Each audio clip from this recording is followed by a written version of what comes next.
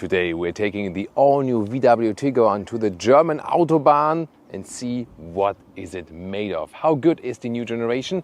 We'll find out everything about that with Thomas Nautical in 4K, full screen, full length. Let's go here with the front. This color here, pretty cool actually. And yeah, I tried to match the outfit once again. This is a Urinal Gray. This is the unique color. There's also a metallic gray available if you like it. And did you know that, for example, in Germany, gray is actually the most bought car color? Yeah, very interesting. Then black, white, and then the real colors.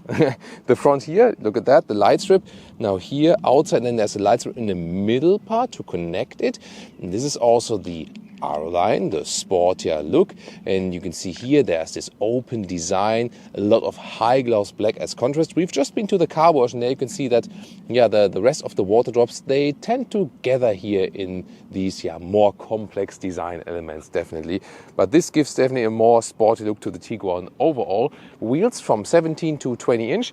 And these are indeed the biggest 20-inch wheels. 19 would be standard for the R line. And here you can see high gloss black cladding here also for the R line to differentiate a little bit more to the base version. All Tiguan length here, 4.55 meters or 179 inches. Just like tiny little bit more than the previous generation. Biggest technology change is the DCC Pro. This is an upgraded adaptive suspension that's also equipped with this test vehicle here, and this has a 2-valve technology, bringing you even more comfort and sportiness at the same time, they promise. First test were running very good. Let's see how it behaves on the Autobahn here today. And there were also some remarks saying like, hey, is there like a rattling noise from the rear axle? I read something about it. I haven't noticed yet, but I'll retest it today on the German Autobahn. The side profile here, once again with the black frames in this design scheme, I think it fits very well to this gray look. So overall, a pretty sinister Tiguan here for you here today. The IQ light, you see it also here in the rear, by the way. This is the optional LED matrix in the front, and this also changes then something in the rear, that you have these layer effects here on the tail lamps. And of course, when you put in the Leah effects, yeah. I said layer effects, but Leah was thinking like the Leah effects, yeah. But it's also a Leah effect because Leah loves these turning indicators, both in the front and also in the rear, and you only get them if you have this top optional matrix LED, the IQ light. And I think the rear light signature here is pretty cool. Also, once again, this glass effect design. So design-wise, they really made it more modern. Big Tiguan lettering here in the rear, and the R line once again adds this special styling right here. The non-R line model would look then a little bit more subtle. Increase also with the boot, 650 liters now, so a couple of liters more. And it is very well usable indeed. 1.40 meters in width here between the wheel arches. And the normal length is just over 90 centimeters or 36 inches. So that's cool. And then you can fold the seats easily from here and here. The only thing you can see when the co-driver seat is a little bit too far back because Leah has been relaxing, then you need to put it a little bit forward like this. And there you can see it also has this fixation that it actually stays in place. Underneath here, by the way, there would still be space for a spare tire. There we go. Mickey Mouse, anyone? It's totally Mickey Mouse, isn't it? And then you can also get a full power socket here in the trunk. And Leah now shows us this adaptive towing hook. There we go. Interesting mechanism. It's like semi-automatic. There we go. So you have to put it there in place. And then when you press it once again, sometimes you make your hands a little bit dirty. There we go. And then you can push it back. Key fob, high gloss black. Not my favorite one, I have to say. Door closing sound. It is very nice. Front, let's see how it is from the rear. Both really nice. That I really like. Inside of the doors, soft touch here on the top part, even softer here, also for your elbow. Then you have this new high gloss black insert. It's also illuminated actually. And then here, this is a little bit distracting for the camera. Here, this is really nice. The totally covered door pockets, and we have that sometimes in 120,000 euro cars, and it's not the case anymore. So well done here. Then R-line steering wheel, perforation at the side, real button still on the steering wheel. That's real lovely here. Left side for the cruise control, volume, right side to control the digital instruments. Switch gear is right here. Drive forward, reverse like this. And the seats, in this case animal skin, they do not offer alternatives to animal skin in the high trims here, unlike with the ID models. That has to be highly criticized indeed. Volkswagen has to be consistent also, because I mean it's like, oh, when you buy a combustion engine, then you don't care about animals? It's like, there are people who buy combustion engines and still like animals and have dogs and stuff. So yeah, I don't get it. But you can also get nice fabric and microfiber seats actually for the Tiguan, so at least that. Then steering wheel up and down, in and out, and so on. And what I found also very interesting, here you see the R line entry badge, and like this area here actually remained clean and relatively dry. This was from cleaning here, back cleaning now. So this area here was dry because you can see the door sill is quite low. So this was a good finding then after the car wash, that the most relevant parts here on the inside remained relatively dry after the car wash. With 189, 6'2", there's still enough headroom left here. Ergonomics of the seat, however, are good. Upright, good seating position, and it's a compact feeling here. So it's not too large, but it's not too small. That's the key secret to the Tiguan, why it is one of the best sellers in the compact SUV segment. New cockpit here, a lot of high gloss black. With the R line you also have this illumination on the background, otherwise it would also be just a black plain field. Then here leather red with a blue contrast. This is also very nicely done. Then you either get 13-inch screen, or here this option is 15 inches, the larger one actually, and this is like, wow, in your face, so large indeed. But the good thing about this is, because you might say, hey, isn't it distracting when the screen is even larger? On the one hand, maybe yes. On the other hand, I say no. Oh, Leah also shakes her head. She loves it when the display is super large in the vehicle, actually.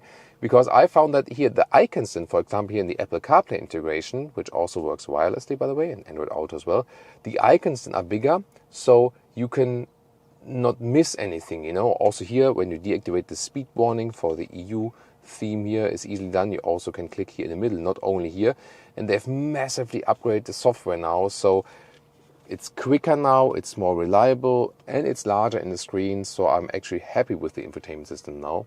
There's still better software and hardware out there, yes, but it's not that, for example, with the like pre-facelift Golf and so on, Leon, Octavia, all pre-facelift, it was just horrible with the software at VW, and now it's definitely better. Sliders here are illuminated at night, and you can slide for the temperature. At least it's better that you can do it here. Otherwise, you could also do it here inside the screen. That's also possible. Then the middle console is quite interesting. Here you have space above, and underneath there's inductive charging pad. You see here 14 Pro, 14 Pro Max, the iPhones, and they both charge, and they are also both cooled here with cooling holes so they don't overheat. 2 USB-C charging is also possible. And then in the middle console here, high gloss black. This will look ugly quite quickly, sadly. Start, stop, and engine right here. And then you have this multi-mode button here, for example, for the volume. But you can also press it, and then you can, for example, here select the driving mode. So that's actually a good idea that you don't have to do that once again in the screen only. Digital instruments. Very good to read. I like this central view, but you can of course also change the views, whatever you want to have. The head-up display here, I put it to snow mode because I just like it when the number is blue. Snow, of course, when you have a white background, you can still see the blue number. Cup holders are adaptive, but you could also take out that whole thing here. Of course, this remains in there. Why not? Then you put this one up. There you have more separators, for example, for all your clutter and so on. And here underneath, there's like, you know, like for a parking card or something, and for coins. So like, yeah, or this say for like a park clock. Do you call it park clock also? The famous German Parkuhr. Listen and repeat. Parkuhr is like, how do you call this actually in Britain, for example? This is the famous Ankunftszeit. Like you set it to the time you arrive, and then it's always like 30 minutes in ahead you can actually set it to. So the famous German Parkuhr, geeicht. So this has to be that, or if you put something else in there which is not like this very original, you directly go to jail. Yeah, if it would have a different color, directly go to jail in Germany. Definitely, yeah. And then this whole armrest here is well attached and also soft enough for the elbow. You can also slide it forward and upward, because only by that it actually fits here for the elbow if you want to drive in a very relaxed manner. Panoramic roof. On the Pro side, it goes all the way across the vehicle, and also you can open it for real. So this is one of the rare panoramic roofs left, which you can really open like that. Wow, it leaves a lot of air in this. That's pretty nice. And you can also apply a shade. The only thing is that here in the front, you have these sliders, and especially while driving, you sometimes, maybe not slide well enough, and then this is the thing here. Sometimes the car complains, says like the vehicle key is not in the vehicle. And Leah had it once on the Autobahn that while driving, the car was saying the key is not in the vehicle and suddenly applied the brake. That's a huge problem. And I'll also report that to VW, and the engineers definitely need to work on that. So now the shade is closed. But of course, we need it open actually to have some more light on the interior, because I also want to show you something from the rear. And so with 189, 6'2", still have some space here above my head. And this is the seat as I would be driving, still enough legroom. Remember, it's not a very long car, so good usage of space. 2 USB-C chargers here, next to a real climate unit. And seat heating would be activated if the engine is actually properly running. Hard pack though at the inside of the doors. Optional Harman Kardon sound system. But there's a felt covering also at the rear of the back doors. Recently had the BMW 5 Series, for example, which did not have any felt covering at the inside of the doors at all. So I'm really happy to have it right here. Then the seats, which is cool. You can slide it forward here, 2/3, 1/3, like this, to have more trunk. Or more legroom, you can decide that. And then pull these straps here to change the angle of the back seat like this. Isofix, what was it on the... Yeah, Isofix both on the front seat and also the outer parts of the rear seats, because the Tiguan is also often used, of course, when you have a family or with children and so on. So there we go, cup holders. It's a little bit weird function, but I mean, it works kind of. There we go. I think when we were in the studio the first time, I couldn't even get it out properly because this was a prototype vehicle. But there you can see sometimes, when we have some functions that don't work. This is like a meme among car journalists. And then the manufacturers say, it's all like a prototype, or it's all like a pre-production vehicle, And sometimes it's true and it gets better, like this. This works now properly. But sometimes they just claim it, and it's like, I remember the Jaguar XE. There was like the trunk release from below. It was like a cable and it was fixed with tape underneath. And then they say, it's all pre-production. And then 5 years later, I rechecked the vehicle and it was still the same. Yeah. So it can be like this or like that, something like this or like that. Then ski hatch here in the middle. Then you can also load this one here through. So overall, the comfort and all the features here on the rear seat, very convincing. And on the rear windows, Leah shows us here. We finally know why the Tiguan is called Tiguan. This is the Tiger. On the other side is the Iguana. So Tiger plus Iguana is Tiguan.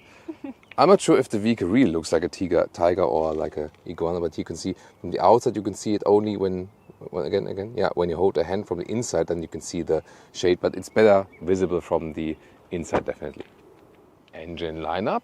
This is here the 2-liter TDI, just under 8 seconds in the acceleration figure in the 193 horsepower trim, all-wheel drive. Also other horsepower specs are available. And then you can get a 1.5 TSI turbo petrol engine or a 2-liter TSI turbo petrol engine. So 2 different things and horsepower outputs are available.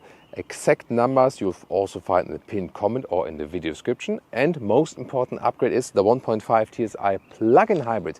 Now with way bigger battery, 20 kWh net, and realistic like 80 kilometers, 50 miles of pure electric range. This is a massive upgrade indeed. And yeah, you always have then the DSG, the dual clutch transmission, automatic. Autobahn, sport mode.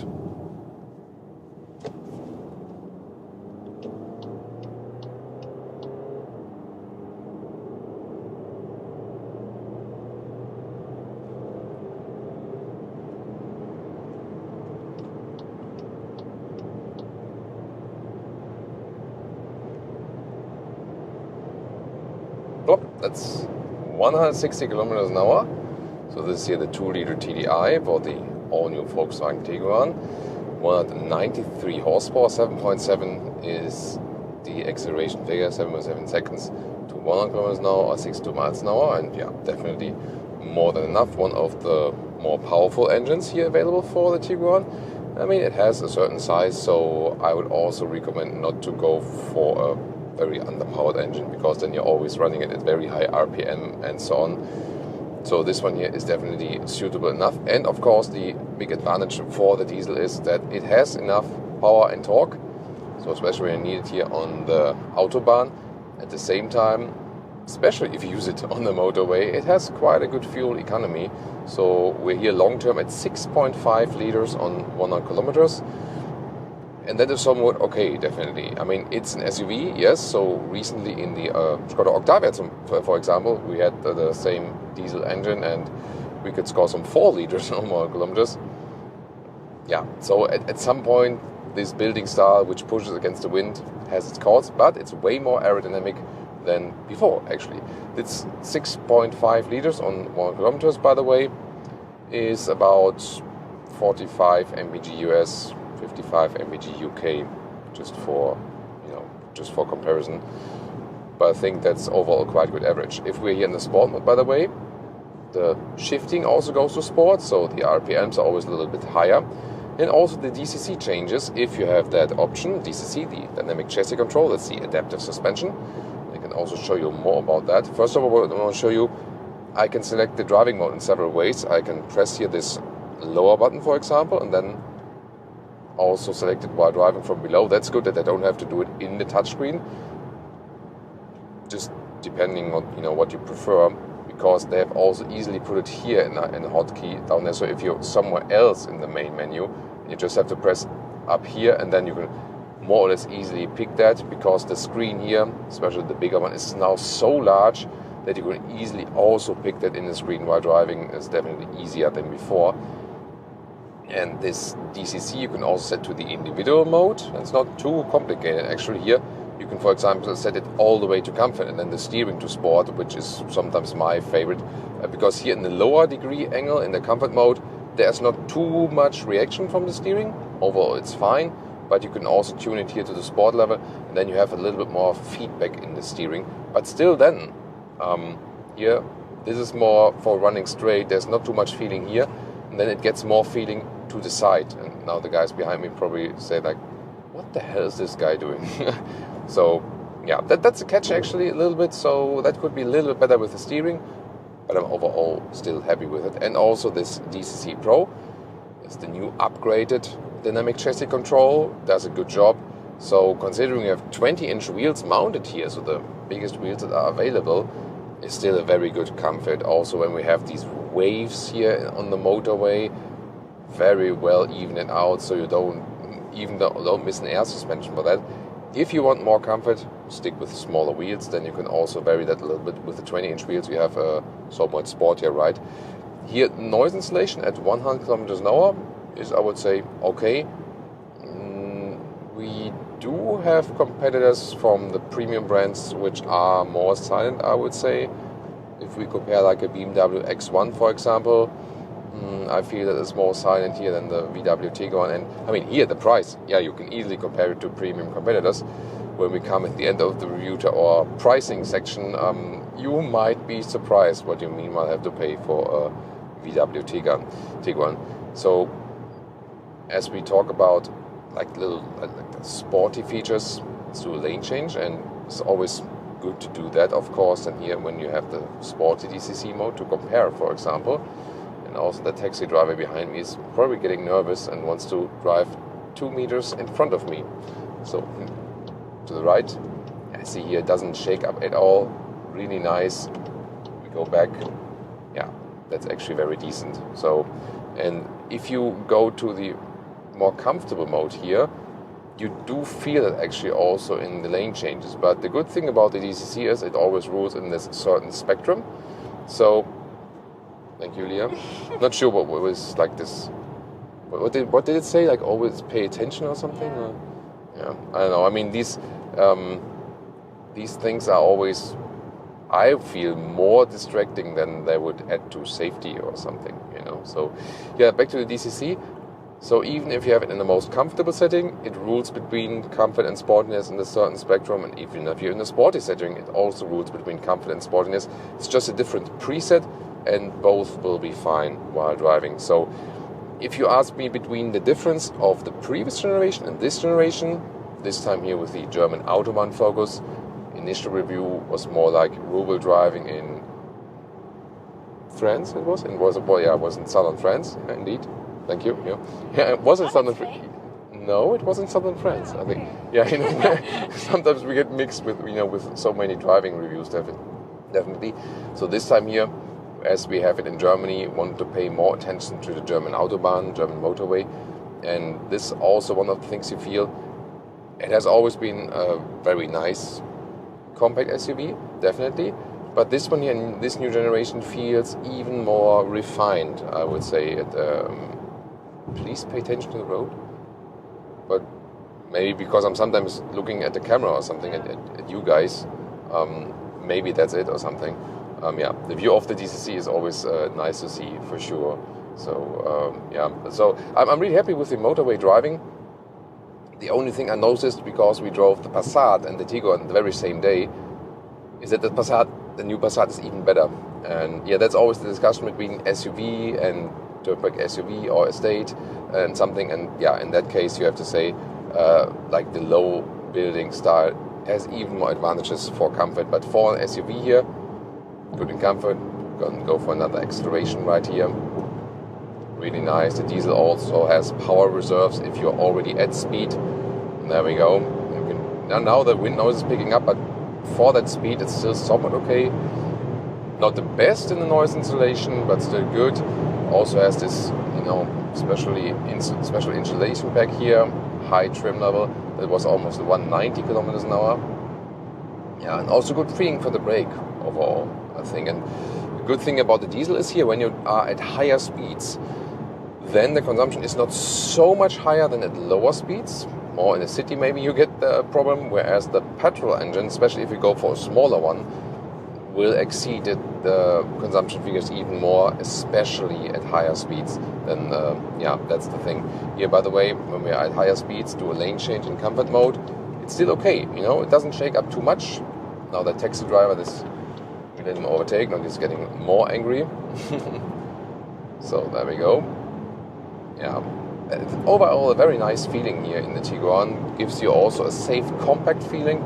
So since it's not too long, you always have a very good feeling for that vehicle. It has, let's say, the right size that you can do everything in the city. At the same time, it's comfortable enough here on the German Autobahn. By the way, if I didn't mention yet, the maximum towing capacity is 2.3 tons. The all-wheel drive diesel would be a very good example for this maximum towing capacity. Pricing, very interesting. Hold on tight, guys. So it starts around 35,000 euros, 35,000 pounds, roundabout, with a very base entry model, front-wheel drive, 1.5 TSI. But then if you go to the TDI, for example, or the plug-in hybrids, here is for the R line, of course, is more expensive than, and so on. More bells and whistles. This car here, as it stands right now, it's a Volkswagen Tiguan. It's not a Bentley Bentayga. This car here is in the German price list here for 70,000 euros. I've never seen a Tiguan for 70,000 euros. Here it is. And maybe you can rather buy a plane for that. So if you now compare it to a BMW X1 or like Audi Q3, Mercedes GLA, you can easily compare it to it because they are in the very same price region now. That's a tough pill to swallow for today. Other than that, driving is really nice here with the DCC Pro and so on. And I think the looks is also pretty cool here, especially in the new R line. It's also way more aerodynamic than before. So this will, of course, make the consumption better. We've seen it. It was also quite okay from the diesel. The only thing is here, due to the new aerodynamics, because it has this more fluent form, yes, aerodynamics have massively improved. But on the same side, before, the previous generation was a little more angular and looked to me a little bit stronger. So definitely always pro and con with the new products, but it's very, very interesting ride for sure. What do you think about the new Tiguan? Tell me in the comments and tune in to the competitors.